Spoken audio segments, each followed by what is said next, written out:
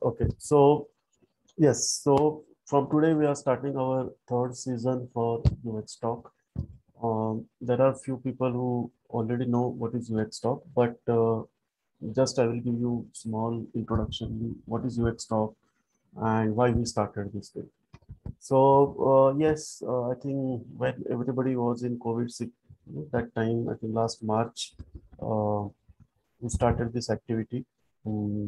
So simply the reason behind to start this UX talk to obviously everybody was in lockdown and everybody want some kind of a refreshment, and so that was the reason we started UX talk. So again, main reason was to spread UX knowledge. That is something we all already want. People should know what is real meaning of UX, and that was the reason we started this UX talk. So we have so far season one, season two. It is already available on podcast. Uh, Many podcasts it already posted. YouTube channel is also there for UX talks. So we have very good speakers so far. I can take few names like Susan Winchett, Darren Hood, Alita, then Hannes. I can sort many names, but I think so far we have almost 32 odd good speaker. They come on this platform, they share their knowledge, and participants are directly they can interact with no, because these are the experts. They are very busy in their schedule, and they give us a time for us for no. So that's why. Uh, so I'm very much thankful for all the speakers we come up, and obviously for you also. And thanks to you to join this. Now UX talk. When I stopped season two, second season we stopped. A lot of people are was say you stop very early. We should have more speaker. So yes, there are some reasons behind that, because in company front I'm a little bit occupied with some activities. So, but yes, now I've started again. So season three is there. Very interesting speakers are lined up.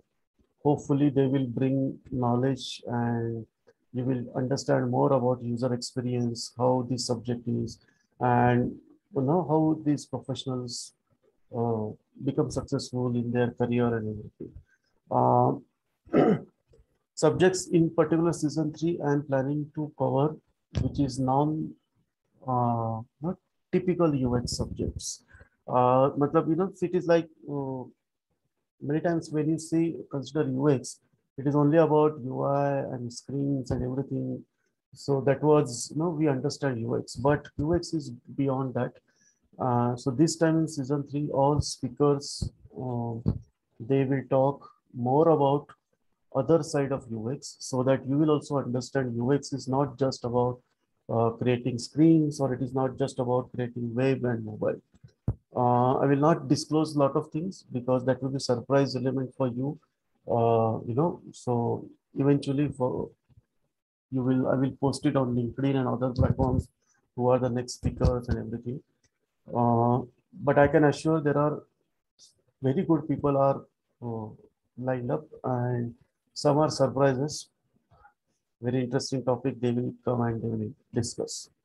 So yes, so let's start today's topic. So today our topic is cognitive psychology and user experience and UX. Um, so just quickly, mm, let me introduce myself. I know people you know about me, but there are some new audience always, and so that's why I thought uh, again I will introduce myself again.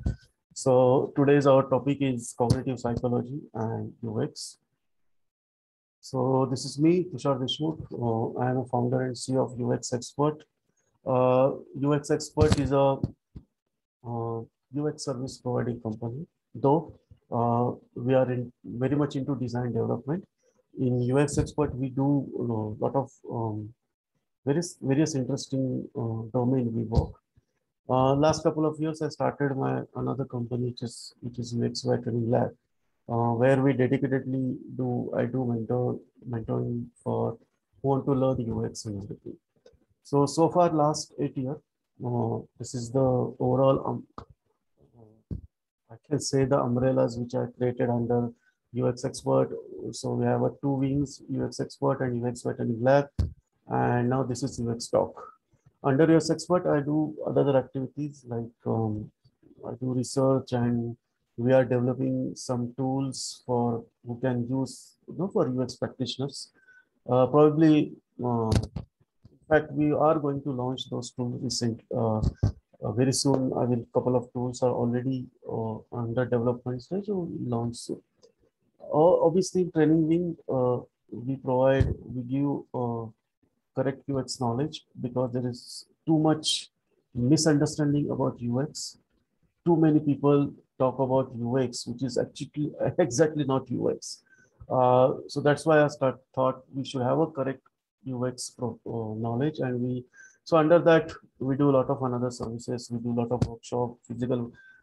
Obviously, during COVID time, little bit we have not started any physical activities, but hopefully soon, maybe after Diwali, or we are planning either in a December, we should start some physical activities. So let's hope for the best. Okay. So last 8 years, so very much I am active in a user experience. This August we started, we entered in a ninth year for UX expert. Hopefully my idea is to bring more UX services and to work in a different domains. So that was my aim to start UX expert. Okay. Apart from UX expert, these are few activities I do. Uh, I think actually first time I'm giving my introduction on UX expert that way, on UX talk. Every time I talk to the speaker, but just bear with me because today I'm only speaker, so I'm talking myself.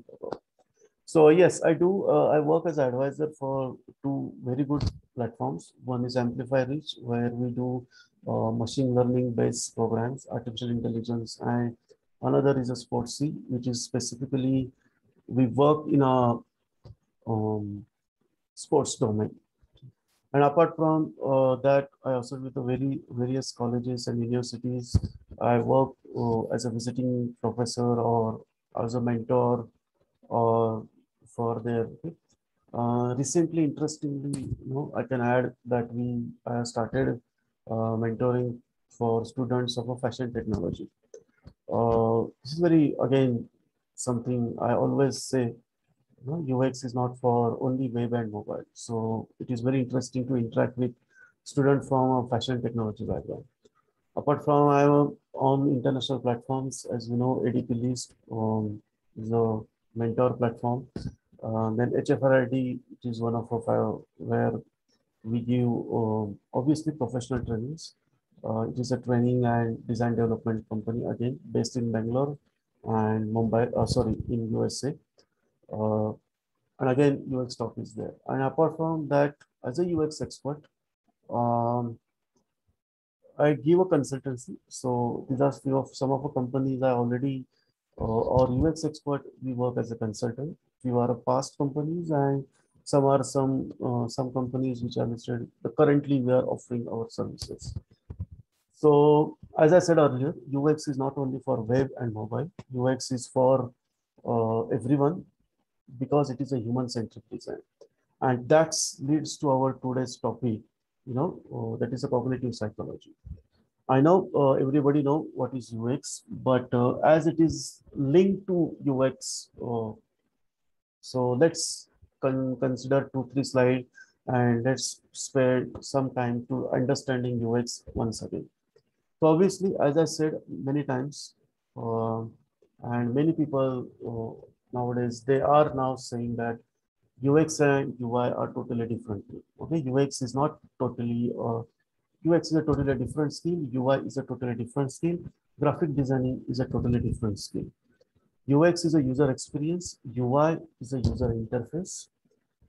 So whenever you do HTML, CSS, JavaScript, that is a UI. Whenever you do graphics, that is your graphic designing. And UX, because the user interface, right? You want to create a user interface.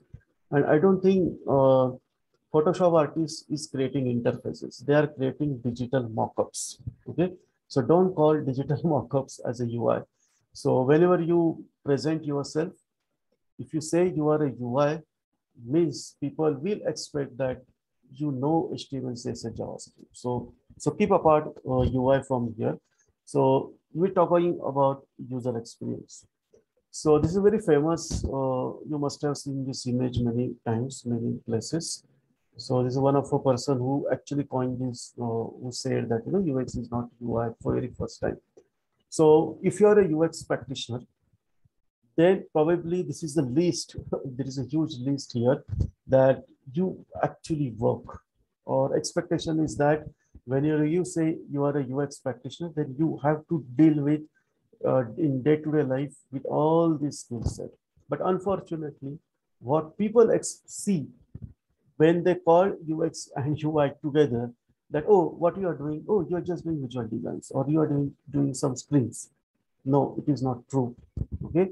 If I say I'm a UX practitioner, then these are all tasks I'm going to perform. Okay. So that's why UX is not UI. Okay. And I know you are already some UX practitioners, so they know, in day to day, when you do UX, what expectations you are supposed to work. And as I always said, UX is without research is not UX. Now, you want to practice UX, you have to do research. And when you say research, it is like giving a chance to understand your user's correct requirement, need, and do something. So understand empathy, understand the pain point, and you create something new. Okay, so that is all about UX. And I always say this statement. Okay, UX without research is not UX. So what is UX basically? So UX, I will come a little bit later, and everybody know how the UX term comes, but user experience is the overall experience where you have to deal with lot of disciplines. So, anything you design or develop. So context is that, how your end user, that is the person, the human, is feeling or feel about your system while they will interacting with each other. So whether it's a hardware, software, anything. So when the human interact with any machine or any system, then there is a user experience. Okay. And as it is derived, this term, UX itself, on one subject, that is a human computer interaction. So you're not talking about human computer interaction and you say, I know UX, that means you are not doing UX at all. Okay. So in your studies, you must study how human and machine will interact with each other. Okay. So, so what is UX basically? So UX, I always say it is a strategy, starting from start to end. Starting from research to design phase to development phase in testing, and even after launch, you need to see how your user are going to interact. And for that matter, you have to develop some kind of approach in your, and so this is a process. Okay. So UX design, basically why we'll do is for to improve customer satisfaction, or maybe for loyalty. Maybe you have to bring ease of use, maybe you have to bring ease of learning. And end of the day, user should get that satisfaction. Yes, I have used something which is useful for me. Okay. So you are not your user. Your users are somewhere outside your company, outside your office. Maybe those are farmers, maybe those are doctors, maybe those are teachers. Any end user is no. So think again when you define term, what is users. So user experience. So basically it encompasses all the aspects of end user interactions. So whatever interaction they do physically, cognitively, or socially, all interactions should be into consideration. And when you do that, then you say, yes, I'm doing user experience. Otherwise, you must be doing graphic designing, or you must be doing user interface or UI. Otherwise, it is not a UX. Unless you talk about user behavioral, you talk about user need, when you talk about user requirement, you talk about user expectations, then I can say, yes, you are talking about user experience studies. So it is all about all aspects when user interact with any device, any product, you have to be studied. Now, this is something I have one list. Okay, I'm not going into detail now. This is today. It is not our topic, but normally any IT company or any corporate follow various processes. So must be waterfall, must be agile, nowadays lean or design thinking. Uh, Many processes follow. Some company doesn't follow process. So that is a process. Okay, but you follow any process, doesn't matter. UX, it has to be there. Okay, many times we get that excuse, oh, we doing agile where we can fit UX. When you say you do agile, that means you already started implementing UX process, that is divide and conquer. When you say waterfall, that means you are going step by step ahead. So you are actually following UX process. So whichever company or whatever company you are working and whichever the process you follow, remember that you have to follow this user-centric approach. And actually you do. Okay. So in short, what is UX? UX is focused on the user journey to solve the problem. And UI is focused on how the product surface look and functions. So I think these are the two definitions you should remember.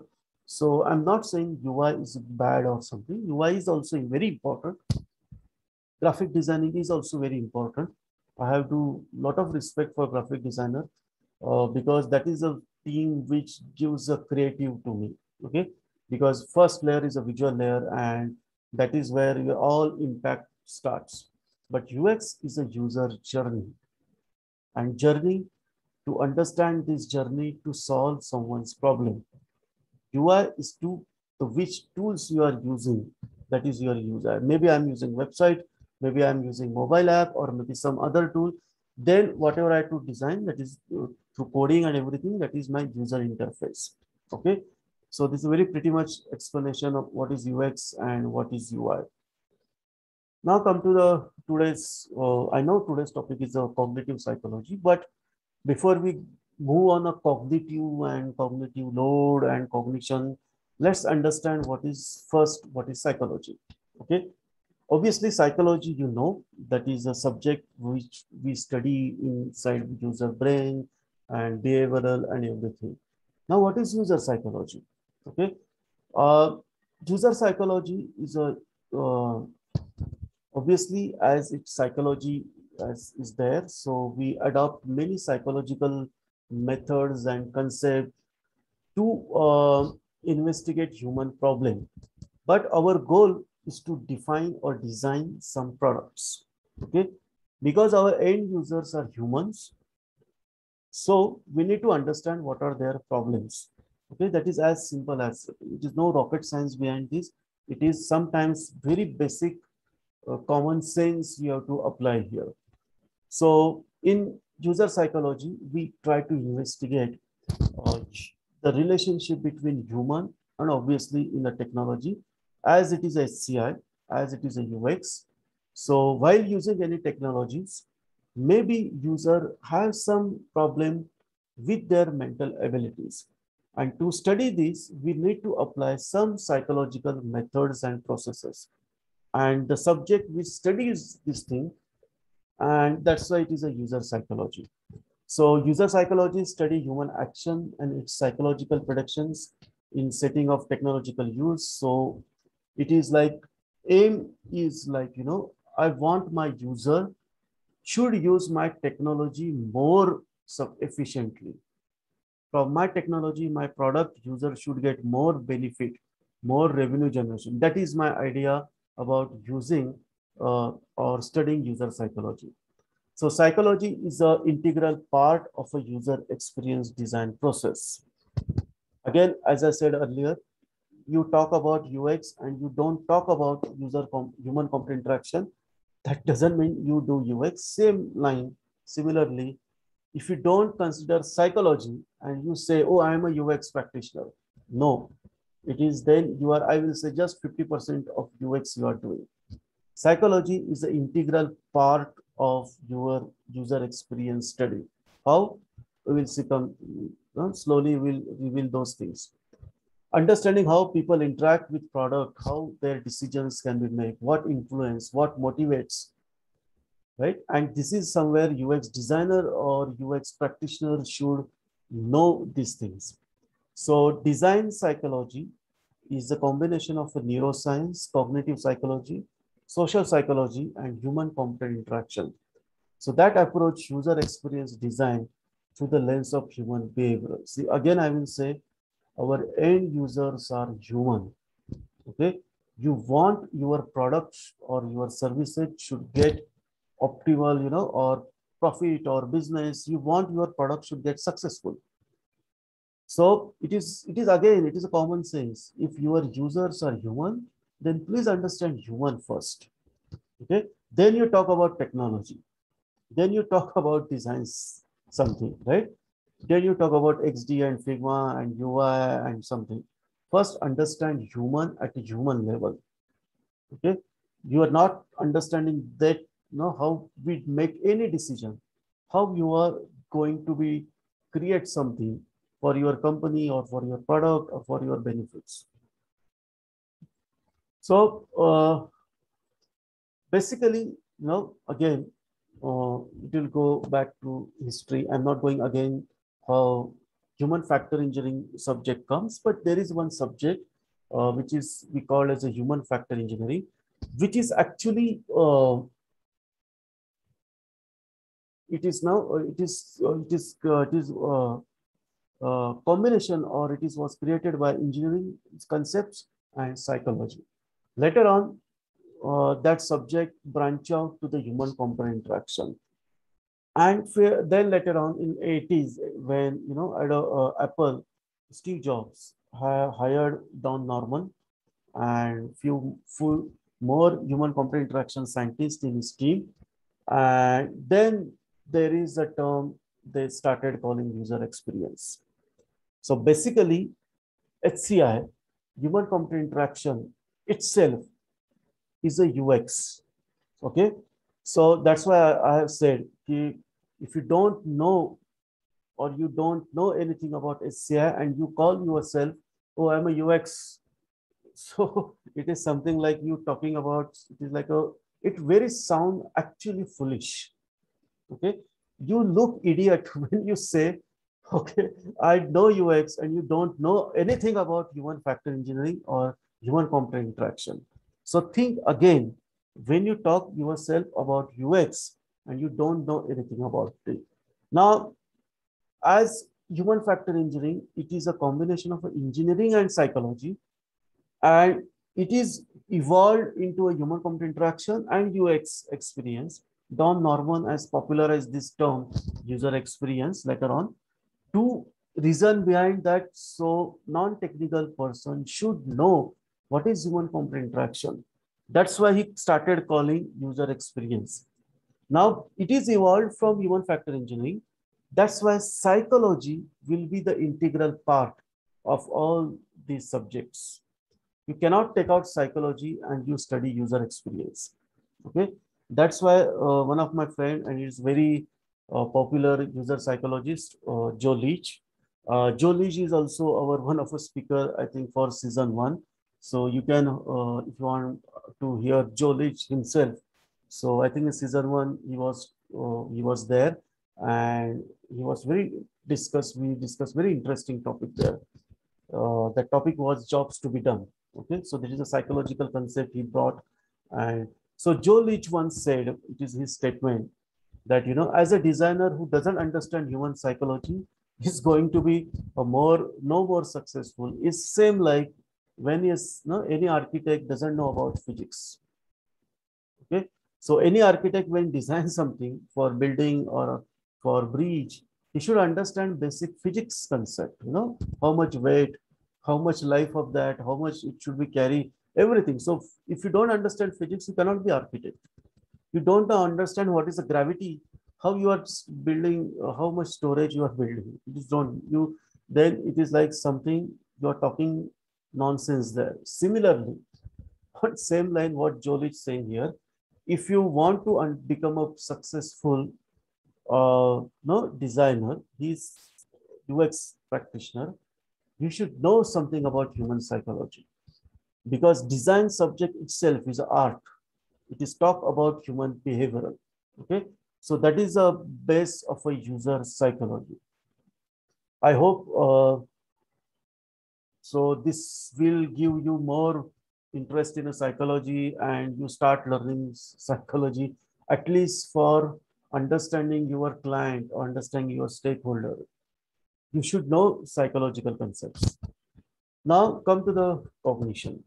Okay, now cognition is very and cognitive psychology, basically, which is the topic which today we are covering. It is a very new that, considering the psychology itself. Psychology, though, it was started from Aristotle in 16 before this. No? So that was the psychology origin. So we're not going again into that historical part. But cognitive psychology, and it is a very relatively new term, because as we have a growth in a technology, as we have growth in a neuroscience, uh, then we started understanding our brain more scientifically. Earlier, psychology is based on more on assumptions, but now we have a scientific proof. For whenever psychologists say something, there is a scientific proof. So that's why cognition and cognitive psychology is relatively new. Uh, so you can say it is a, as it is a science, it is based on a facts.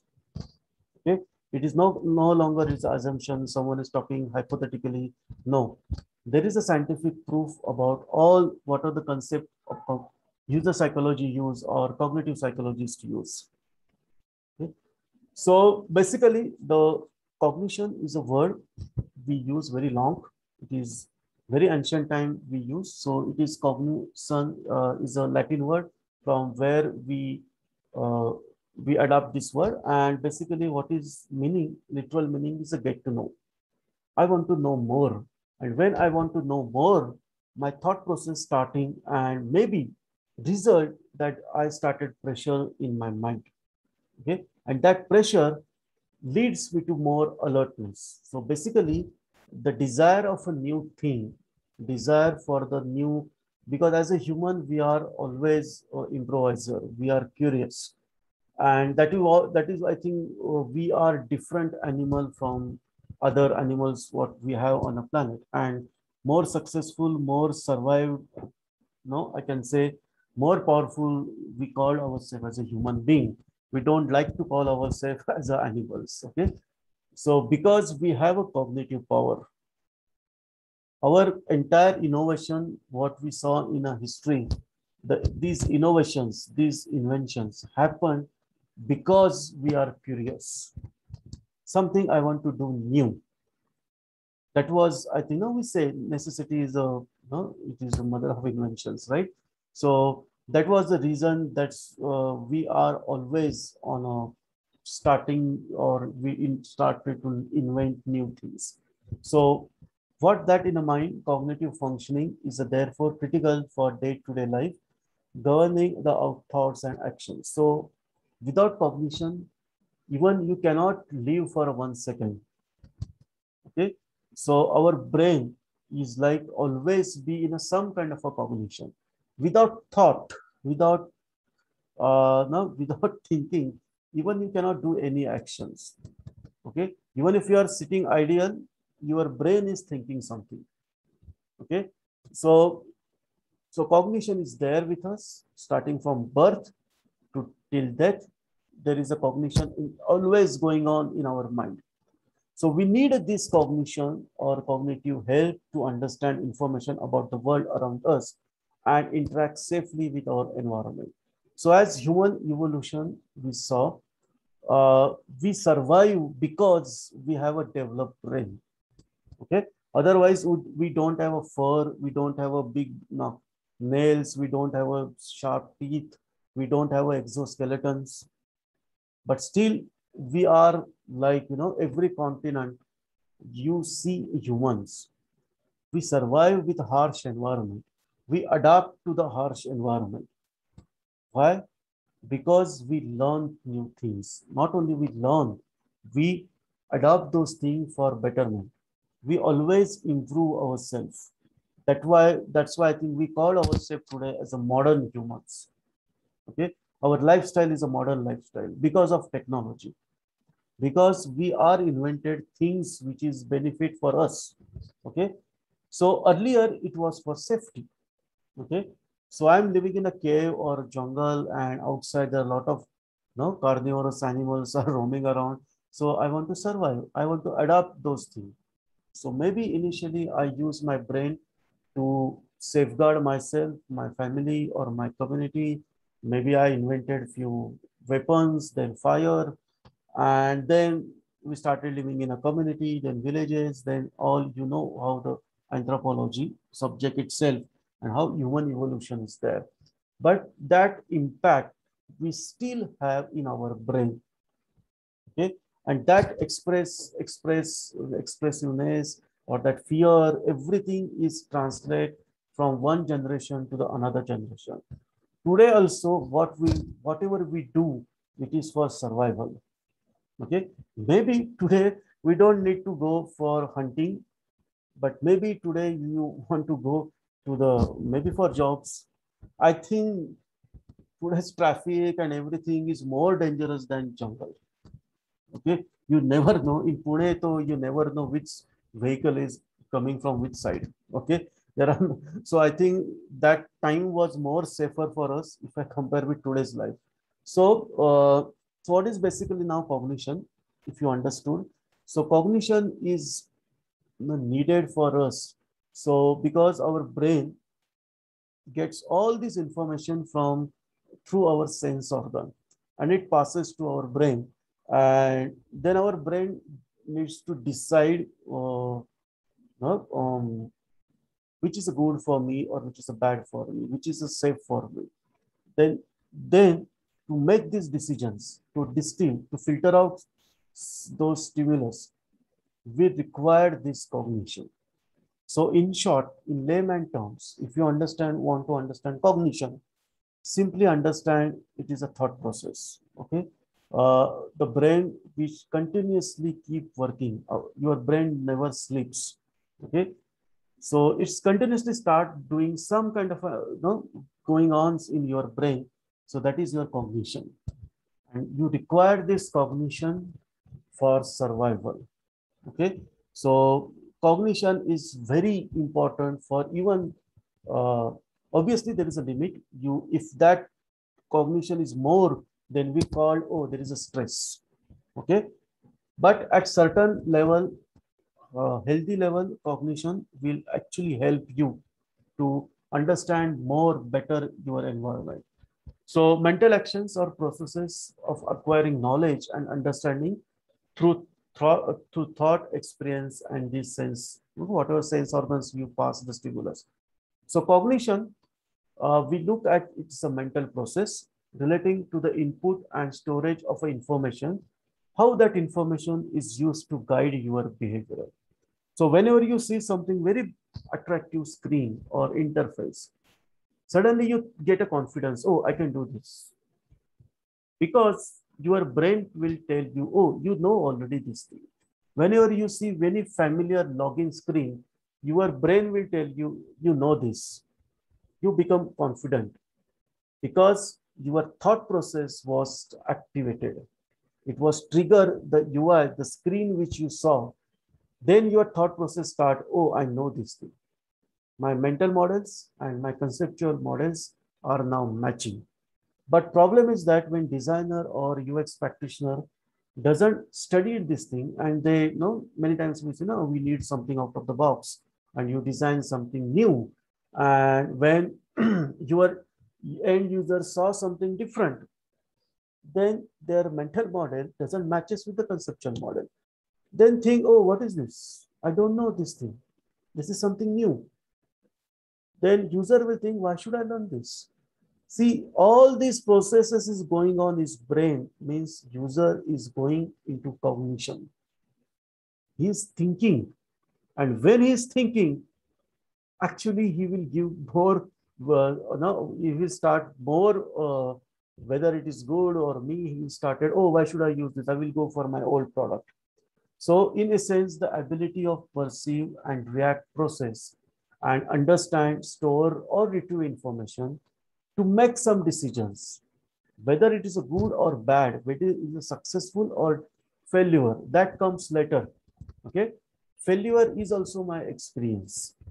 If I click something and I got failure, okay, doesn't matter. I know it is, I should not click this. But smartness is that whenever I see next time same thing, my brain will tell me, oh, look, last time you did something and you got failure. Now don't do this. Okay. So doesn't matter you fail, it is a success or it is a, it is like, fail. It is your experience. Okay. So whatever decision you made, okay, those decisions we give you results, obviously. Sometimes you get a lot of continuous failure, sometimes you get, and both extremes are dangerous for us. Sometimes you get continuous failures, then you maybe go into, that failure mode. Oh, entirely I'm a loser, I don't know, I did not get any success, so may go in a depression. Exactly opposite sometimes happens. Even if you got success, you get more confident, and that come to overconfidence, and your brain again don't start thinking rationally. You think started emotionally, again you get failure. So, and this happened because we do a cognition. Okay. This is thinking, this is a thought process, it is happening inside the brain. Now it is good or bad, I don't know, because it is entirely dependent on individual to individual. Because someone's good experience maybe is for someone bad experience. Okay. Maybe someone intentionally you want to you do mistake. Then if you fail, then someone will happy. Oh, dekho, he was just failed. Okay. So it is not, see, don't judge your results. Okay. Do your actions. You work, whatever you do correct, results will come. But so cognition doesn't think it is a good or bad. Cognition is a thought process. Okay. Results may be good or bad. Okay. That again will define by your experience. Okay. So psychology, that's why I said, it is very complex thing. Sometimes psychologists talk that way. So, oh, no, it is like something confusion statement psychology do, but cognition is very definite. And as I said, now cognitive and cognition is a very new, and it has a base. It is a scientific base. It is not like that. There are some psychological theory we can say it is based on assumption or behavioral, maybe, but cognitive, it is now, we have already understood, started, I will say, we are starting understood our brain. So it has very physical base for that. Okay. We are not talking in air about when you talk about cognition. It is there in your brain. Okay. Right now also, while you are listening me, your maybe brain started thinking something different. Okay.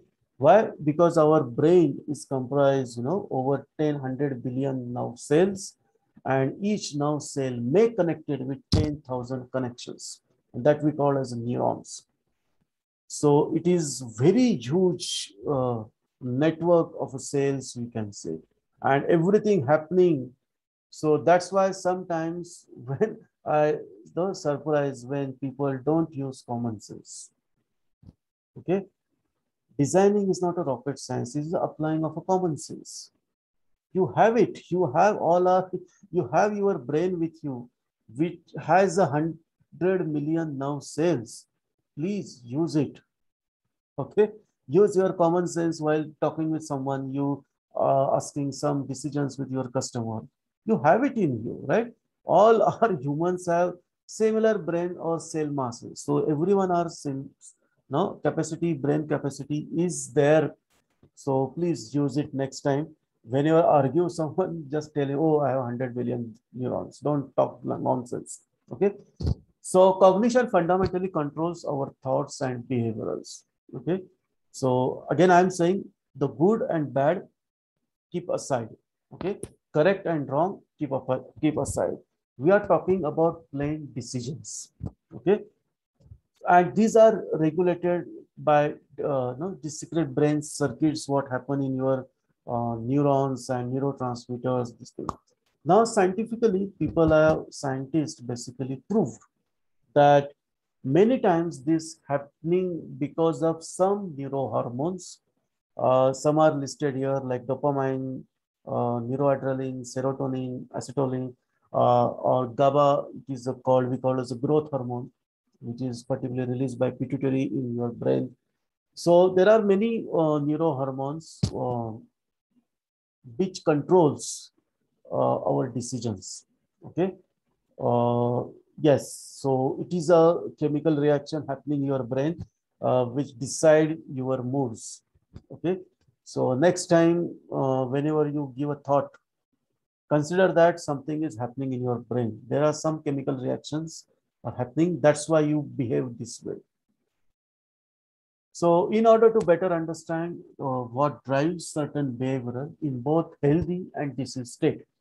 Now, why disease state? Because even if there are scientifically people have observed, people who removed even 50% of brain, means, after brain tumor operations, even half hemisphere brain was removed. Still, after operation, that person is survived and survive with normal life.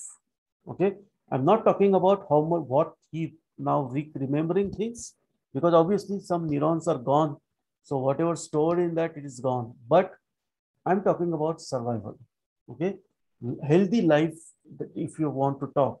So that's why it says, okay, behavioral or thinking, we even never stop whenever in a disease state. Okay, your brain is still alive, so it is always in a thought process. Even in a person in a coma, right, that is also, we have a neural impulse going on inside the brain. Okay, so it is a very interesting subject also, neuroscience basically, and neural chemistry, because and nowadays in machine learning, artificial intelligence, again these subjects come very interesting also and very important.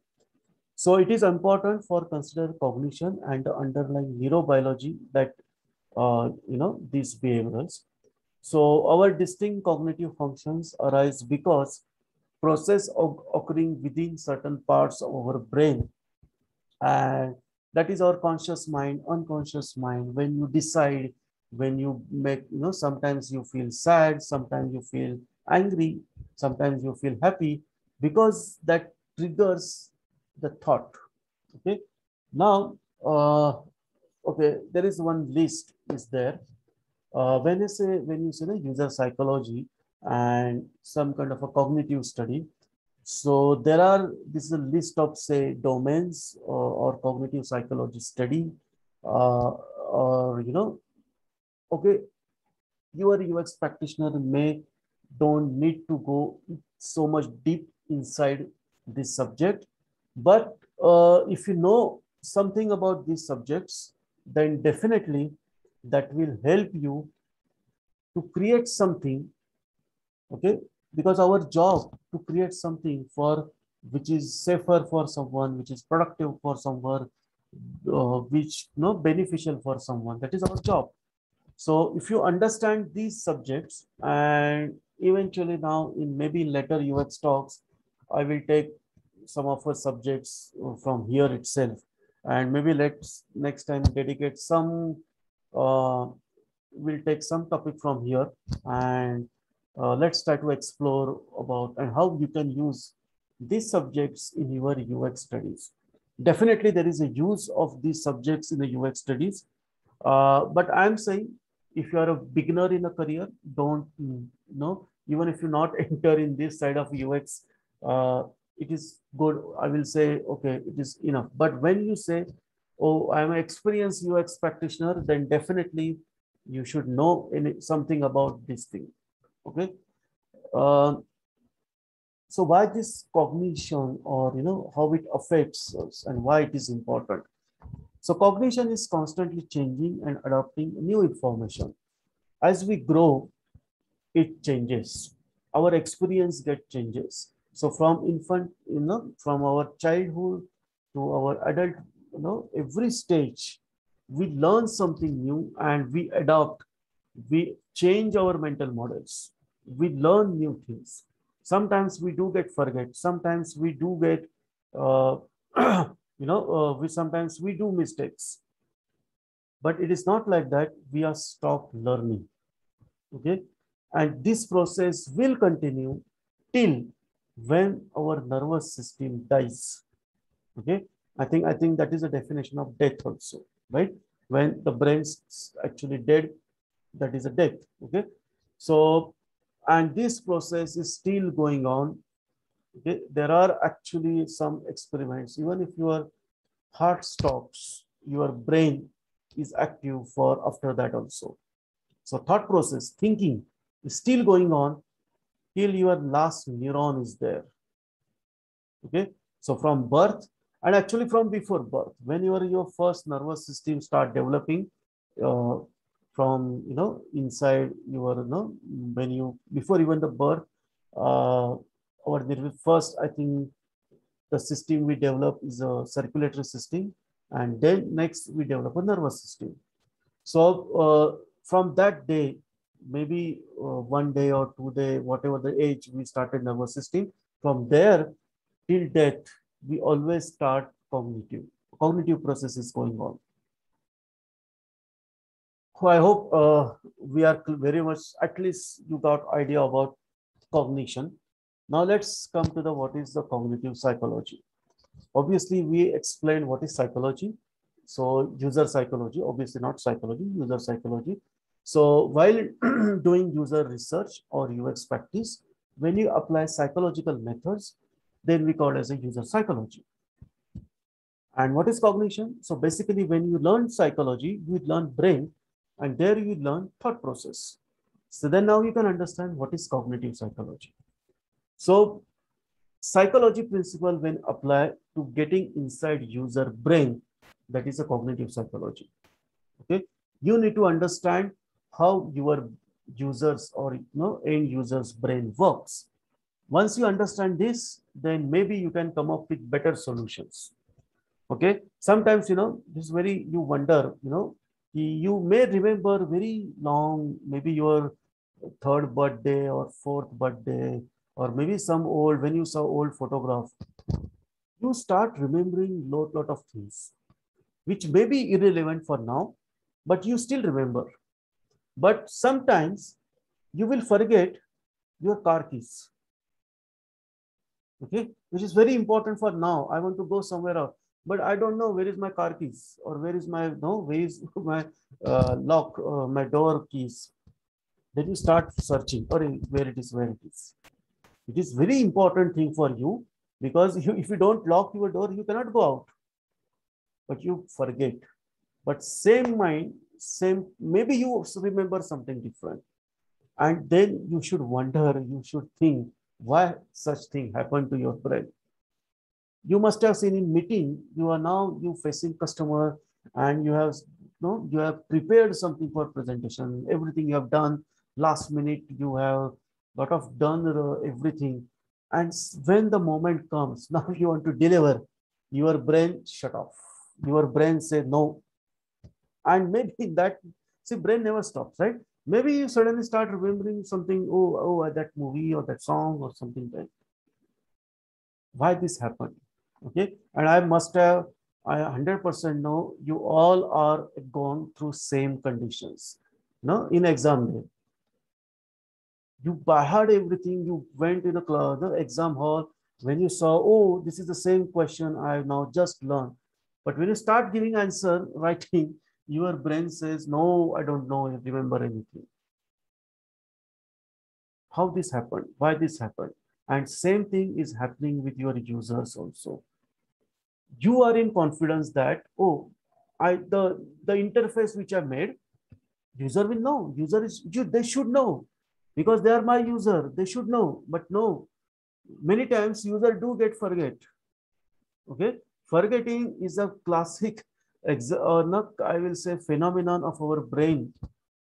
No one in the world who doesn't forget anything, right? So forgetting is a, I think you cannot ignore this fact. So don't be overconfident. Don't take any decision behalf of your users. Don't think that user will remember everything what you designed or what they have experienced yesterday. Though these are your regular user, frequent user, still there is something happening in their brain. Because of that cognition, your routine or frequent user now suddenly have a more cognition, and they have a cognitive load, and they started feeling distracted. And then the user error comes. Your routine user, your frequent user start doing use, and then you wonder, oh, user, how they can make mistakes. This is my regular user. This is my frequent user. This is my loyal user. How they miss this thing? Okay, this is because something happening in their brain which leads these errors. So cognitive psychology involves the study of an internal mental process, all the things that go inside your brain, including perception, thinking, memory, attention, language we spoke, domain language, system language, and your problem solving ability, and last, learning. Because we learn things, so that we learn things, we adapt things, so that whenever I come back, I should remember those things and I can do these things again. So these all our cognitive processes are going inside our brain. But sometimes some processes get overloaded, and then we have a cognitive load. And once such user which has the cognitive load in his brain is your distracted user. And such user will commit mistakes, or they will slip on your interfaces, and you wonder, oh, how they can make these mistakes. Okay, so while it is a relatively young branch of a psychology, it is quickly grown, become one of the most popular subfields. Now people are taking this cognitive study or cognitive psychology very seriously, because they saw their, no, the user, they are getting fail, or they're leaving their products because user think that, oh, this is very complex thing. Yesterday I have used, but today when I come, I just forgot. It is too much complexity in your interfaces. So better I will use my old screen, or I will use another competitor product. So that's why you need to understand what is happening inside user head. So there are few things in a cognitive process, or you can say types of cognitive processes. Okay. So attention, always we are in alert mode. And this is again go back to our survival.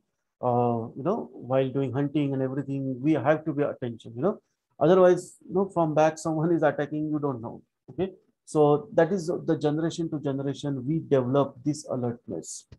Some you are, when you are walking, no, you just, you feel that someone is behind you. That is your sixth sense we talk about many times. Okay, so this is attention we have developed so much from so many years, so many ages, I will say.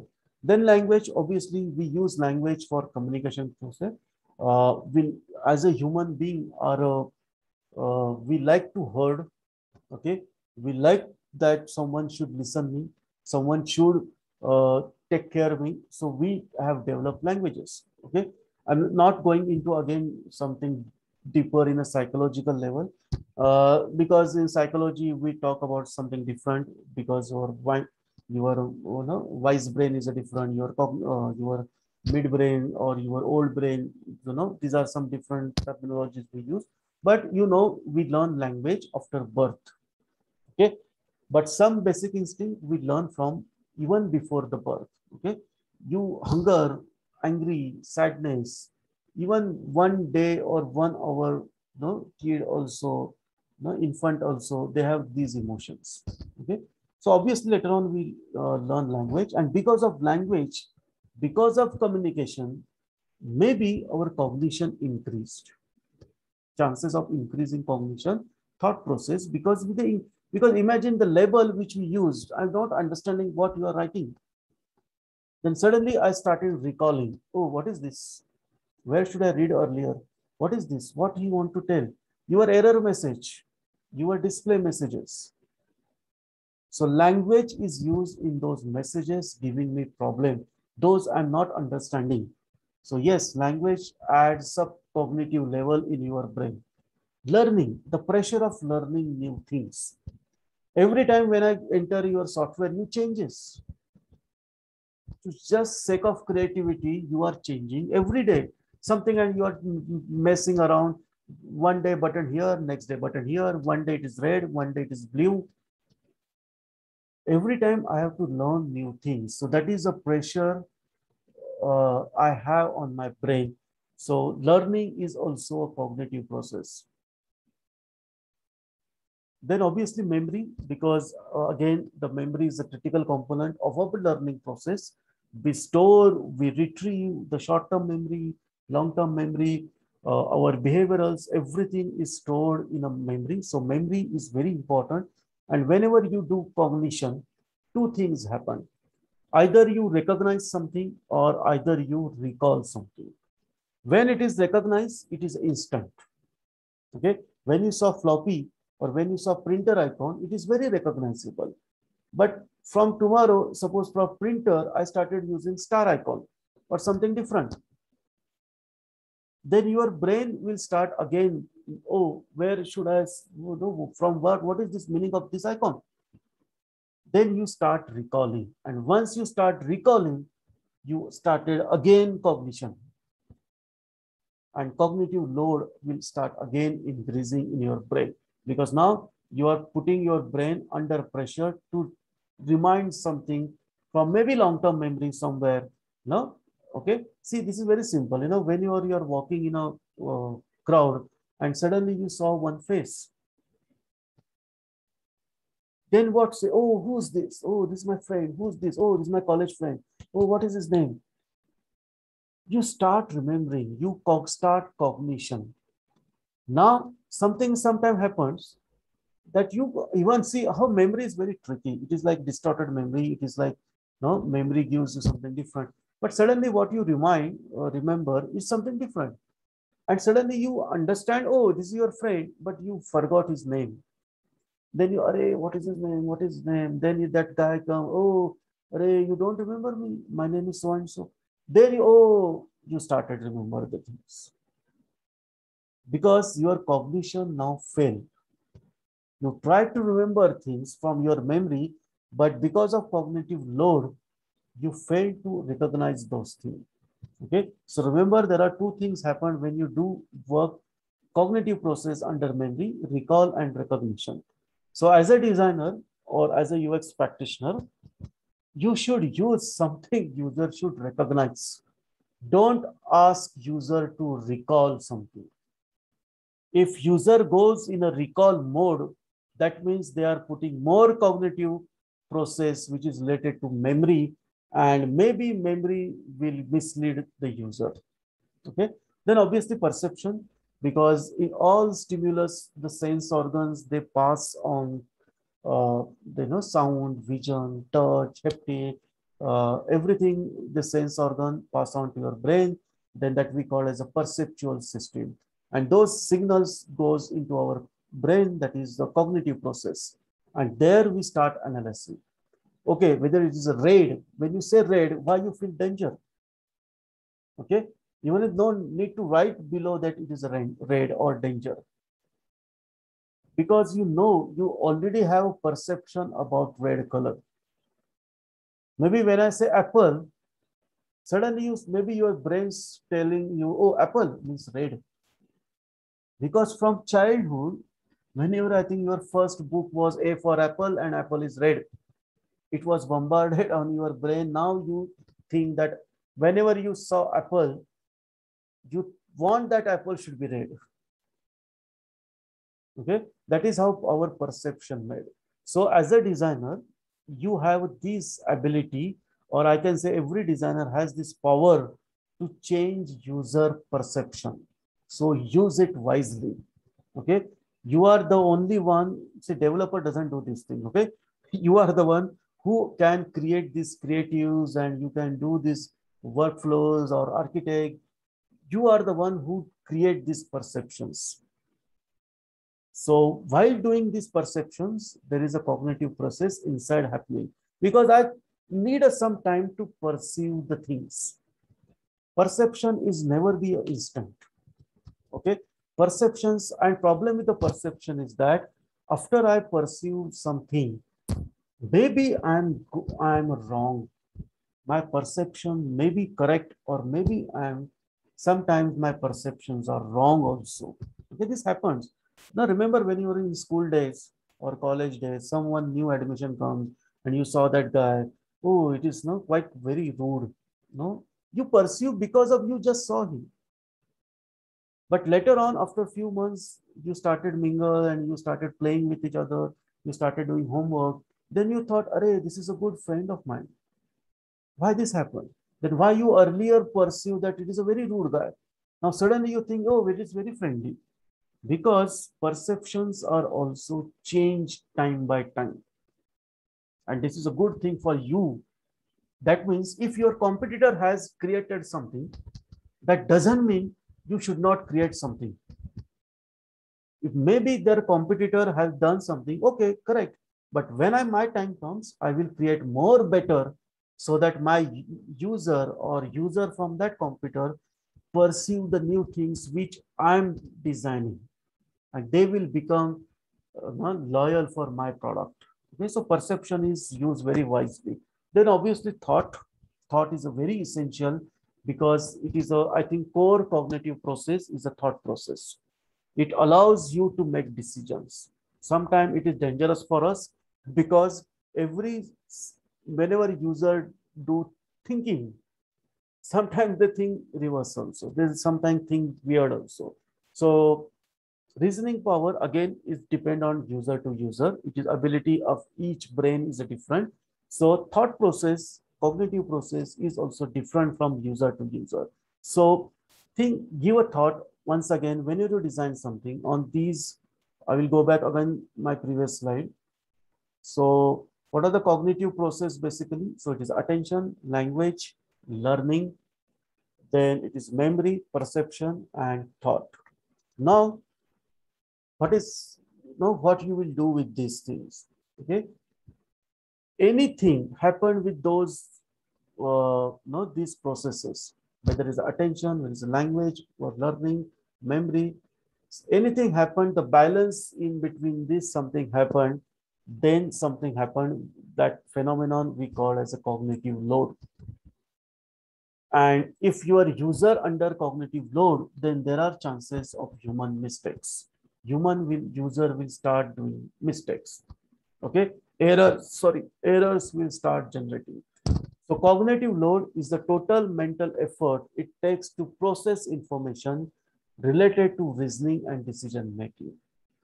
So whenever you present something in front of your user, maybe it's a simple label or simple icon, whatever. Okay, your job is to make them understand very quickly. If user goes into a recall mode, that means they are putting pressure on memory, means there is a cognitive load. If their thought process are going again and again, that means you are adding cognitive load. So cognitive load refers to the used amount of working memory resources. It's very simple way, how your computer works. Okay, so most of computer user have learned that running too many programs at the same time can slow down or even crash the machine. Okay, so how we work, your RAM is how much, then you don't open too many applications. You work, you finish, you close, maybe you restart in between, you reboot the things.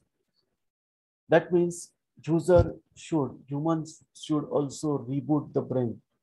Give that time. Okay, don't bombard the things. I think that was the Higgs law, and all these Jacobson law and everything. They say same thing. Don't give too much choices to the user. Don't make clutterness in your design, because same thing what happens to your computer happens here also. because too much cognitive load will slowly shut down the my thought process, my thinking. It is then pause come, my mental block will come, and such user will not perform correctly on your software or your interfaces.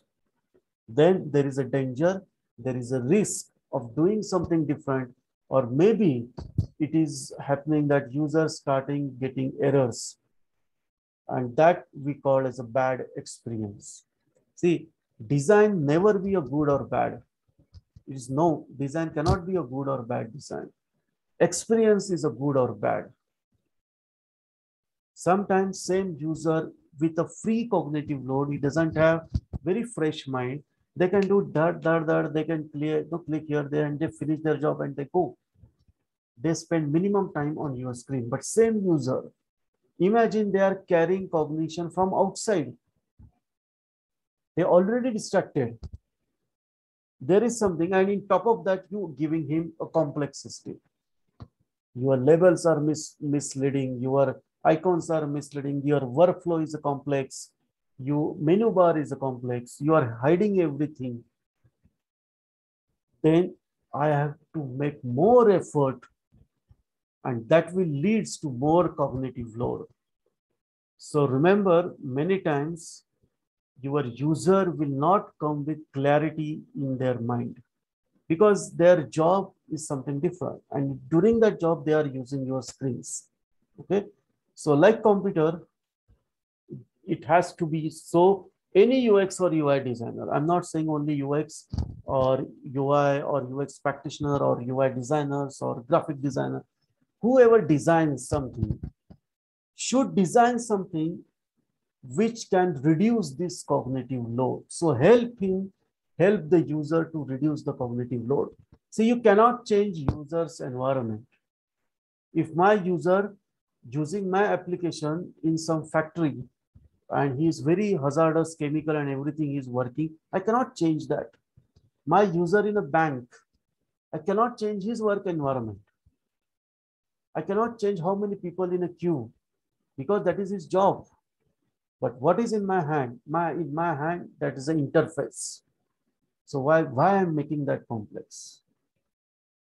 Why it is I'm just for sake of creativity, push, no, I want to do some out of the box, just sake of novelty. I'm doing something weird design, some flip and flop, some no. Why I'm doing this thing? Because every pixel you add meaningless will add cognitive load in your user's brain. And such users will start doing mistakes. So don't do this. Your job is to reduce cognitive load at least through your interface. Okay, we are not a god, right? We can change everything, someone's environment. Oh, I need your entire focus attention. No one will do. Okay, I'm a driving, so my attention should be on the traffic, on my vehicle, or your GPS software. There is a left turn, and you are telling me left turn just few seconds. How I'm going to take that left turn? So when my notification should be there, but notification, why not then sound notification? Why I have to stare at your screen while I'm driving something? So many times we do such mistakes while in designing. We think that our user are already in a focus and they are attention and they are because they are using your screens. No, doctor will do a diagnostic. They will do something different. And while they are doing now this COVID time, they are wearing PPE kit, everything, their visibility is low, and your dashboard is saying something different. This is sometimes maybe result in a fatal also. So think on this. Don't add cognitive load through your designs. Okay, because you cannot change this user's environment. You cannot change user's habit. You cannot change how they work, which environment they work. But what is you have with your design screens. So please give some attention. Don't create something. Oh, I want a wow factor. So I will do flip and flop animation, micro interaction. Why? Just simply put button khatam, don't no need to have so many so much judges things. There is not required. Sometimes simple things will solve the problem. Okay, so don't add complexity in your designs. So keep design consistent, focus on usability and meet the user needs. So just follow some things. Okay, try to be more innovative in this respect. Okay, now how to do this? Okay, so for there in cognitive science and cognitive and UX psychology, okay, UX, there are some scientists have come up with some kind of a methods, or I can say some kind of a, design tricks, I will say. So that is why where you apply cognitive psychology and UX together, and you can start using these techniques, or maybe you call these laws or principles, whatever, from today or even on your next design you start implementing. Okay, so very first here is a verbatim effects. So what is this? Okay, so many times this is, as we saw earlier also, you remember many weird things, or you remember many irrelevant things. You have too much experience sometimes, but when time comes, you do not remember details in those things. Okay, so verbatim effect is the cognitive bias that causes people to remember the gist of information, which is its general meaning, better than they remember the exact form, which is the way information was presented and the minor details that be involved. So example that verbatim effect is that when people ask to recall the statement so that they read, they tend to remember the meaning or the of those statements. That is a gist. Okay. Just, whenever you go somewhere for vacation and something, you come back and you want to tell your friend or family. Now, sometimes whenever you're like, just yesterday you come back, you maybe tell me entire detail from first day, second day, third day, what you have done. Maybe for morning, what you did, afternoon, which sightseeing place you go, everything. Same trick when I ask you after 2 years, the detailing will started losing. Maybe then you'll say, oh no, I went to the Paris. Oh, that is, and we saw Eiffel Tower, nothing else. Maybe slowly, because that is a verbatim effect we have, and this is actually good for us also, because just imagine, start remembering or recalling each detail of your past life every day, then I don't think you can do this thing. So remember that your users also going through same period, same effect. So keep in mind that your users also are same humans.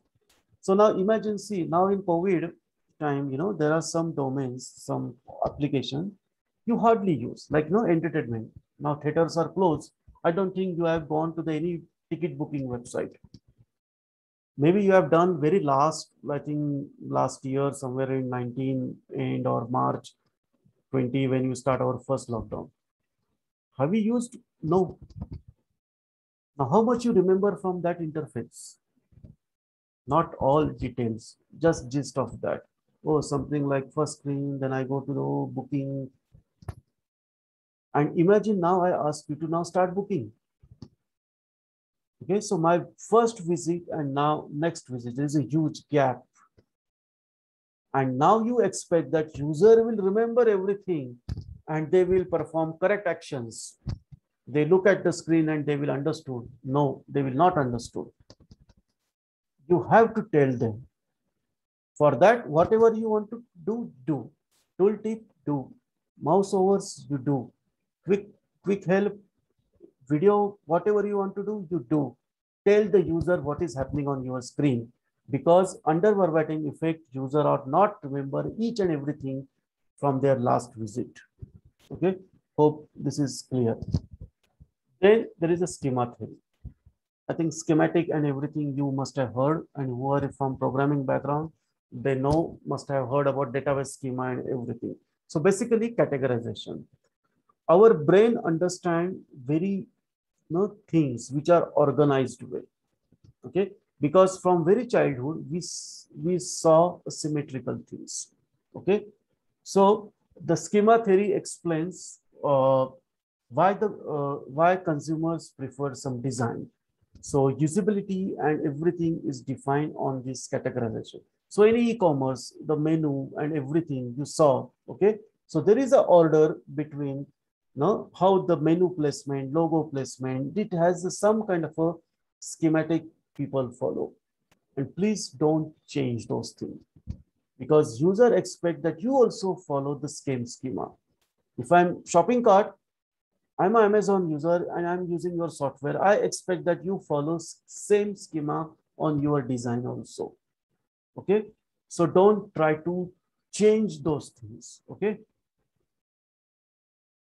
If a consumer buys something online, there is a 90% chance they will choose the store with a proper categorization of information about the product because it cuts down the time, product research, and making the final decision. So this is a Dustin's statement. So obviously we like consistency. So if I switching from one application to another application, I want same thing. Otherwise, this gives me every time new learning and I don't want that. Next is a visual things. Okay, how you reduce these cognition by visual perceptions. Okay, and for that, I think graphic designers must know that is a Gestalt principles that you have to follow. So while consumers like think to categories, they also make many of their decisions based on a visual perception. So what you show them, okay, on that basis, user make decisions. So because of that, important to pay attention to the cognitive psychology examples that approaches based on a Gestalt principle. Okay, so there is a list of Gestalt principle like similarity, closure, and lot of 6 or 7 Gestalt principle. But out of that, I think 3 principles now we will going to understand. Those are very good to reduce the cognitive pressure.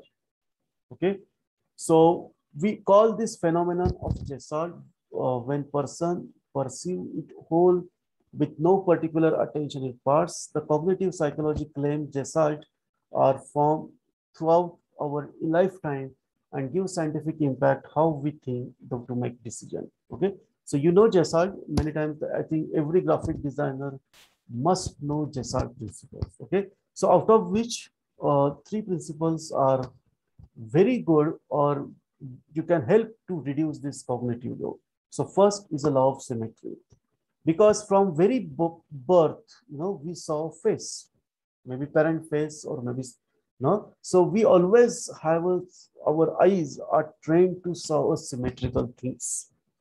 Maybe it is a bilateral that we call as a mirror, or maybe a radical, maybe a circular, or maybe a transition. The symmetry of is a maybe different thing because rotational symmetry, circular symmetry, you saw in the flowers. In nature, everywhere is a rotational symmetry or circular symmetry. So every nature, we have a symmetrical thing. So symmetry or non-symmetrical, anything you do. Sometimes you do asymmetrical things to break down the sequence or sequence of action, the tone. If you want to pay attention, maybe suddenly your bisymmetry is going on, suddenly do asymmetrical things. Again, go back to the some kind of a symmetry. So try to use symmetrical things that means the layouting thing that will help you to make better understanding. The user will make understand better where things are symmetrical. Then the proximity. The closest thing which come together, user will start automatically, oh, these are the same group because you are kept those things together. Okay, that's pretty much clear in this example. This is very cluttered, it is confusing. But when I see this, I now see, oh, this image, this text is a one unit because they are close together. There is no need of a lines, no need of a drawing something. Just put few elements, proximity. User will automatically, the human eyes will automatically start understanding, oh, these are separate groups. There is no confusion. And there is no confusion, there is no cognition. Right? So cognitive load will start reducing.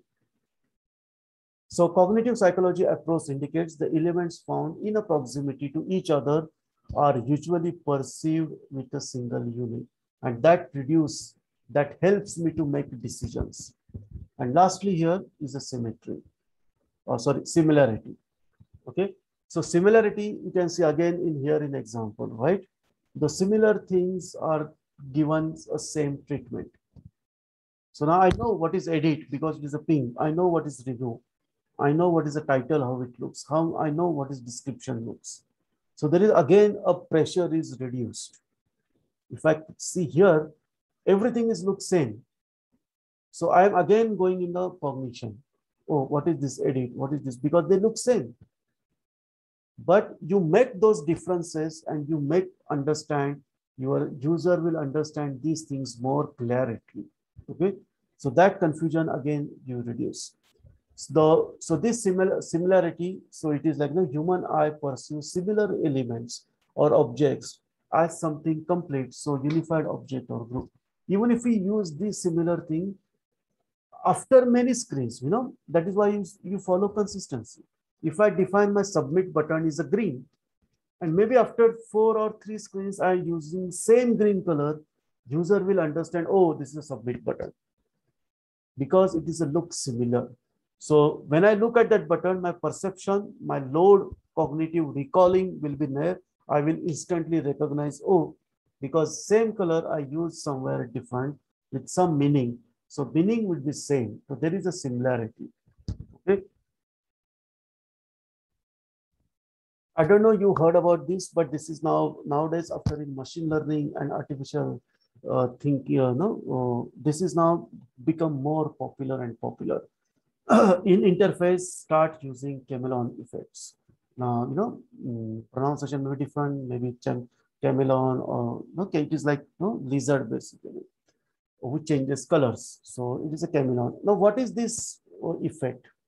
So UX design process is important to mention this chameleon effect. The cognitive psychology approaches state that people tend to mimic the behavioral of the others, like how the chameleon does. Okay, it is a mimicry. What is it? Suppose it's a green, so you adopt the green color. It is a brown, they adopt the so that their predators should not the predators should not find them or should not notice them.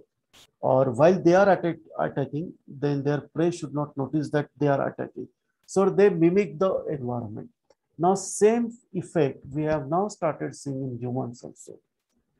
We mimic the things basically. In families also, you see the child may be mimicking his father or maybe mother. Okay, the mannerism, how you talk, how you speak, how you walk. Two brothers or sisters and brothers, you see their mannerism, you see, oh, these are brothers, these are sisters. You just look at it, you just observe the behavioral because we have this phenomenon that we mimic the things. Okay, and now when you see similar things, when things are mimicked, then your brain will understand, oh, this is okay, I know this thing. Eventually, your load in memory will reduce because I know this thing. Because the same behavioral I saw somewhere differently or some in other place. Okay. So chameleon effect is something like Gestalt similarity, but it is something different. It is more adaptive in nature. Now, this is one good example. I think you must have seen this Duolingo application. It is multiple language learning application. Now, what they have done, so they use one mascot here. Okay, this is a bird mascot, and whatever you do, okay, obviously there is a machine learning, artificial intelligence is going on, and the character will start mimicking your behaviors, and suddenly I connect with it. So now what Alexa does or Siri does or what the emotion now we are adding into artificial intelligence. Think about this thing. So whenever you do next application or design, start using these chameleon effects. Start to engage with your users' behavioral. Okay. And maybe you are already doing, sometimes there is an error message. Why you just show the error message with the red color? Use some smiley, which is sad face. Okay. Right now, in Facebook, even in the LinkedIn also, we have now expressions. Now this gives user more, one that smoothness, and oh, I feel more connect to your interface. And suddenly, when I see human behaviorals, human feelings in your interface, that is you are mimicking my feelings in your interface. So if I'm a sad, then you are also showing me, oh, some interface with a sad face. If I'm a happy, success, oh wow, happening. Start putting some start putting some dancing or something, or that character is starting laughing or whatever. The your mood is changed. Show me that mood is changed. Maybe you can show with this thing. So this is very new thing or in your interface designing. Maybe in next, but yes, this is for using these features. You may need a help of your technical team or something. Okay, so yes, try someday using this concept. Now, apart from this, there are few more theories or things you can do to reduce this cognitive load. And in your UX design or UX process, you can apply this, and that is how we relate cognitive psychology and UX thing. Okay, so one is more, it is what we call as a retention theory. Now, what this theory says basically, a theory that helps you to optimize proportion of the information versus time spent on that page is called a retention theory. Many times we expect that user will spend time on my screen, okay, because I have so much design elements are there. But sometimes this not happen. User just quickly click next button and it will go to next screen. But if you want user should spend time, you should create something, okay, engaging. Maybe you can come up with some illustration, maybe you can come up with video, maybe create some step-by-step screens. You have to increase this retention time. Otherwise, your expected results user will not, and maybe user also not get that feel. Oh no, why should I waste time here? Next is a serial position effect. This is again one of a UX law you can use to reduce cognitive load. A serial position effect, where is a list and e-commerce thing, where is a list, or maybe a grid view or table view, list view, whatever. So many times it is observed that you remember, or when we ask, we recall the very first object or very last object. Okay, in classroom also, now whenever your class teacher also, they know either first bencher or last benchers. Middle one, it is like all are same, right? So it is like the serial position effect. We remember things, we recall things very easily, which are positioned in your layout. So whenever you want that your user should remember this thing, layout, while layouting, put those things either in a first or either in last. Okay, the maximum chances of people or user will remember, or while after sometimes they recall the things which are at the first or which are at the last. Okay, I don't think you should, I think this thing very from very childhood. Every classroom teacher know who's the first bencher and who's the last bencher. Okay, so middle sitter, they are all common. Okay, next is a Hicks law. Though it is a UX law, obviously, it is also a psychological things. It is like, whenever you bombard things towards so many choices to the user will get confused. User will not make decisions properly. So again, there is a pressure on user's memory. And again, then cognitive load will increase and user will start making mistakes. Okay, so don't add unnecessary things which is not relevant things in your screen. If it is a login screen, then put those relevant things only. Don't put anything which is unwanted there, because every pixel in your design will compete with your, which is the important thing in your design. So don't create a competition for your design elements. Sometimes you have to do because your revenue model is based on advertising. So you have to add, then use logically.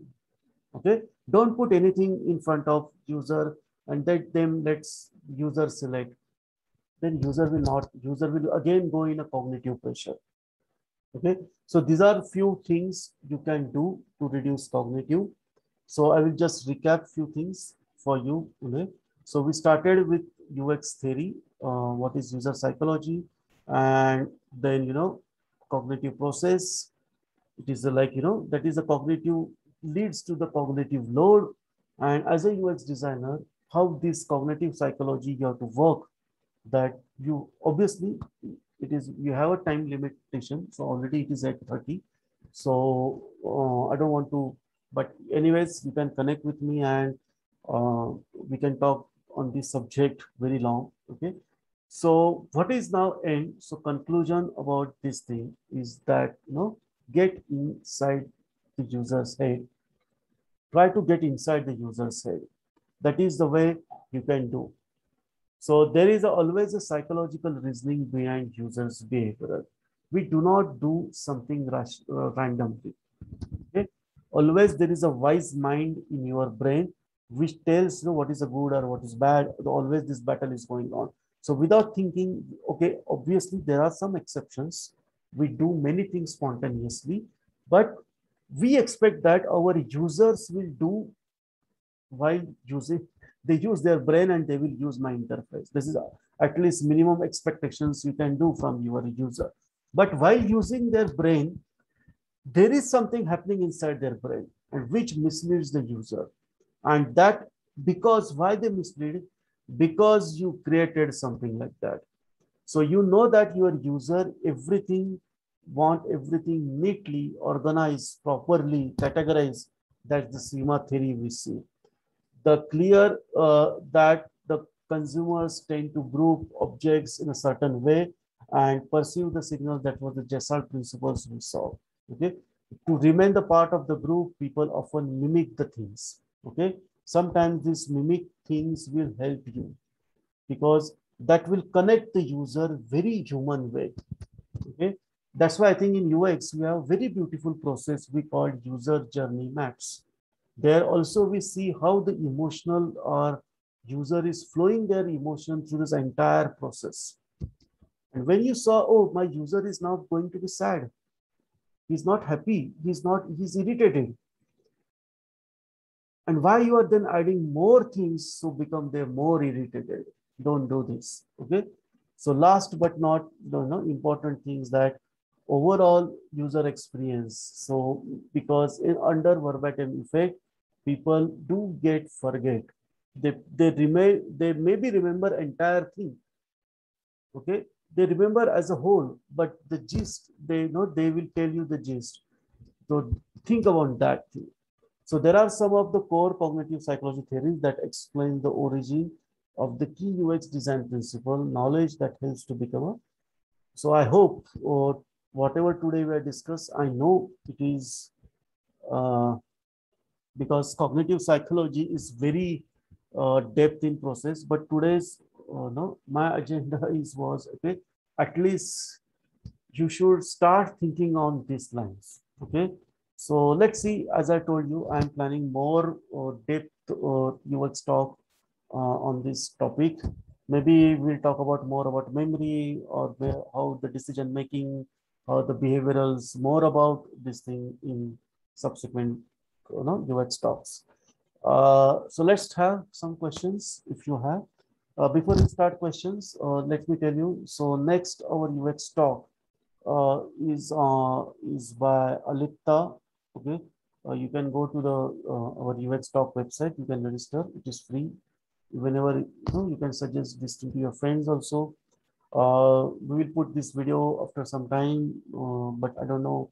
I'm too much little bit occupied with some tasks, but definitely I will. I already started recording. Yes, I'm recording. Yes, I'm recording. Okay, so I will put this videos later on after some time, but.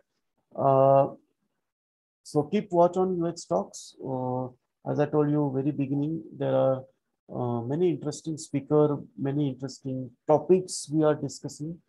I'm planning maybe in Christmas or something, some kind of a, I think in very first UX talk we have done one conference for women, dedicated women in a design, where from morning to evening we are almost six very professional who are successful in this industry. They have talked a similar kind of something in my mind. Maybe after Christmas we have that conference. Maybe soon I will release details. Maybe that will be a physical. I don't know how the COVID situation and third wave and vaccination does. So maybe that will be virtual or physical. Let me see. Okay. So hope today I'm not bored you, because psychology is a subject, is very scientific and it is very different subject. And as a UX practitioner, if you know something about this thing, you can make a lot of precautions in your design, because your design success and failure, it is depend on your users decisions. Sometimes your user get irritated, sometimes they are annoyed, sometimes they are angry, sometimes they feel that, oh, what you are doing with this. So please give attention to these human behaviorals. Designing is not just about creating screens, it is about making screens workable. Okay. So if you have any questions, hope it is too much not a complex subject, but I try to simplify it. So you have any question, please go through, or you can put this, or you can ask directly on with voice, or you can type on the chat box, you can answer.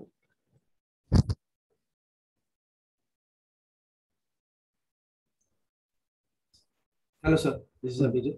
Yeah. So, first of all, thank you so much for this session again, sir. I would say you already taught us like a few things in the past also, but definitely it's a great add-on, I would say, and we need to uh, think on the similar lines which you already explained us. Definitely, it's a little heavy at this moment, but we will definitely try to. I think your cognition is now increasing. Yeah. Okay. No problem. Thank you so much. Yeah. Yeah. Thanks. Anyone have any question? Yeah.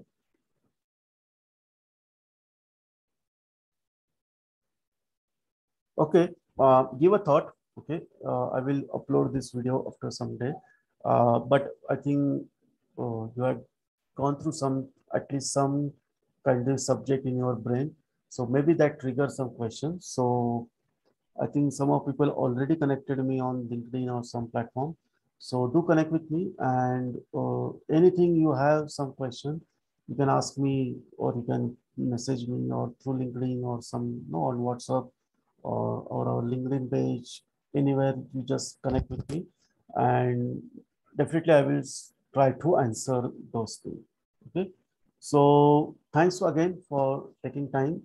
Hopefully this will help you to make better UX practitioner.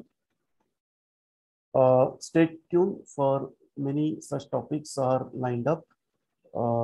Maybe probably next UX talks with more different subject.